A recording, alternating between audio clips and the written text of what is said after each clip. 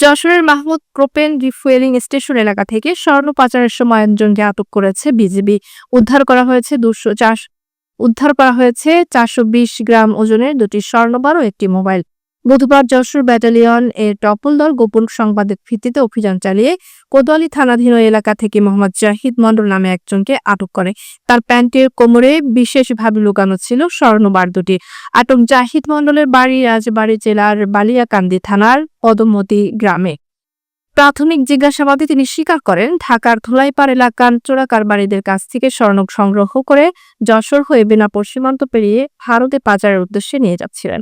উদ্ধার স্বর্ণের বাজার মূল্য 61,79,040 টাকা এবং মোবাইলের মূল্য 15,000।